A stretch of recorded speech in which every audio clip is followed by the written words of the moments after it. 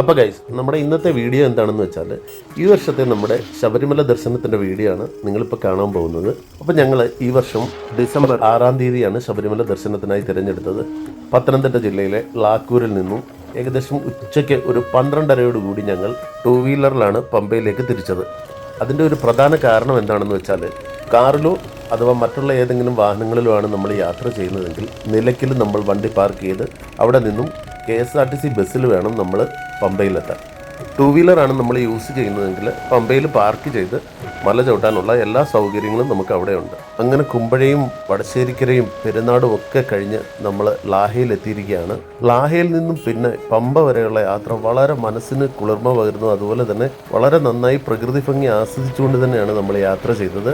നല്ല തണുത്ത കാറ്റും അതുപോലെ തന്നെ റോഡിൻ്റെ 2 വശങ്ങളിലായിട്ട് നിറയെ കൈതത്തോട്ടങ്ങളും നമുക്ക് കാണാമായിരുന്നു. ഈ ഒരു റൂട്ടിൻ്റെ പ്രത്യേകത എന്താണെന്ന് വെച്ചാൽ ലാഹ മുതൽ പമ്പ വരെയുള്ള നമ്മുടെ ഈ റൂട്ട് വളരെ പ്രകൃതി രമണീയവും അതുപോലെ തന്നെ നമ്മൾ വനത്തിൻ്റെയൊക്കെ ഇടയിൽ കൂടിയുള്ള ഒരു യാത്രയാണ്. നമ്മൾ ഈ ഒരു റൂട്ട് തിരഞ്ഞെടുത്താൽ നമുക്ക് യാത്ര ചെയ്യാൻ സാധിക്കുന്നത്. ഈ ഒരു ദർശനത്തിന് വേണ്ടി നമ്മൾ തിരഞ്ഞെടുത്ത ദിവസം നവംബർ 6-ാം തീയതി ആയിരുന്നു. എല്ലാവർക്കും അതിൻ്റെ പ്രത്യേകത അറിയായിരിക്കുമല്ലോ. ബാബറി മസ്ജിദ് ഇഷ്യൂ നടന്ന ഡേറ്റ് ആയിരുന്നത് കാരണം അതിൻ്റേതായിട്ടുള്ള റെസ്ട്രിക്ഷൻസും കാര്യങ്ങളും ഒക്കെ ഉണ്ടായിരുന്നു ദർശനത്തിന്. അതുകൂടാതെ തന്നെ വെർച്വൽ ക്യൂവിൻ്റെ പാസ് നമുക്ക് ലഭിച്ചിരുന്നില്ല. നമ്മുടെ ആദ്യത്തെ ഒരു പ്രശ്നം ഇത് തന്നെയായിരുന്നു. കാരണം നിലയ്ക്കലെത്തി അവിടെ സ്പോട്ട് ബുക്കിംഗ് എടുക്കുക എന്നുള്ള ഒരു കടമ്പയായിരുന്നു നമുക്ക് ഏറ്റവും ആദ്യമായിട്ട് ഉണ്ടായിരുന്നത്. പോകുന്ന വഴിക്ക് കുറച്ച് തമിഴ്നാട് രജിസ്ട്രേഷൻ വണ്ടികളും അതുപോലെ തന്നെ ചീറിപ്പാഞ്ഞു വരുന്ന നമ്മുടെ 1-2 ആന വണ്ടികളും ഒക്കെ ഒഴിച്ചാൽ അങ്ങനെ കാര്യമായിട്ടുള്ള തിരക്കുകളൊന്നും റോഡിൽ നമുക്ക് കിട്ടിയില്ല. ഗൈസ്, അപ്പോൾ ഏകദേശം 52 കിലോമീറ്ററോളം യാത്ര ചെയ്ത് നമ്മൾ ലാഹയിൽ എത്തിയിരിക്കുകയാണ്. ഇവിടെ എത്തിയപ്പോഴാണ് കുറേ അധികം പൈനാപ്പിൾ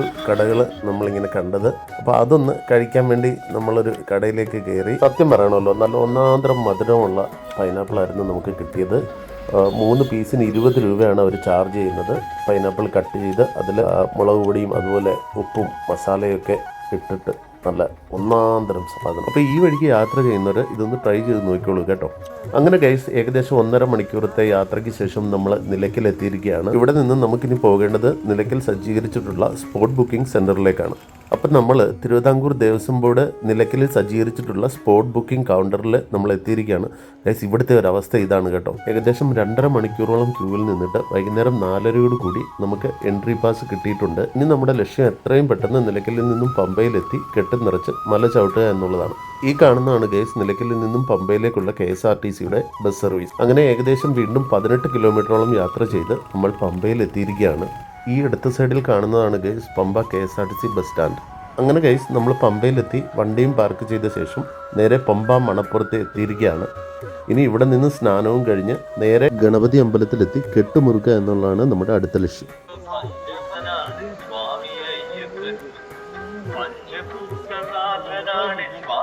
അയ്യപ്പൻ ദേവ പഞ്ചമല വാസനാണ് സ്വാമി അയ്യപ്പൻ. പഞ്ചഭൂതനാഥനാണ് സ്വാമി അയ്യപ്പൻ ദേവ പഞ്ചമല വാസനാണ് സ്വാമി അയ്യപ്പൻ. അങ്ങനെ ഏകദേശം വൈകിട്ട് 5 മണിയോടെ പമ്പയിലെ ഗണപതി അമ്പലത്തിലെത്തി അവിടെ നിന്ന് കെട്ടും മുറുക്കി നമ്മൾ മല കയറി തുടങ്ങി. അങ്ങനെ നീലിമലയും അപ്പാച്ചിമേടും കരിമലയും ശരംകുത്തിയും ഒക്കെ കടന്ന് ഏകദേശം 7 മണിയോടുകൂടി നമ്മൾ സന്നിധാനത്തെ നടപ്പന്തലിൽ എത്തിയിരിക്കുകയാണ്. ഇവിടെ എത്തുന്നത് വരെ കാര്യമായ തിരക്കോ കാര്യങ്ങളോ ഒന്നും തന്നെ ഉണ്ടായിരുന്നില്ല. അതിനുശേഷം നടപ്പന്തലിൽ നിന്നും സന്നിധാനത്ത് എത്തിച്ചേരാൻ ഏകദേശം 3.5 മണിക്കൂറാണ് നമുക്കെടുത്തത്.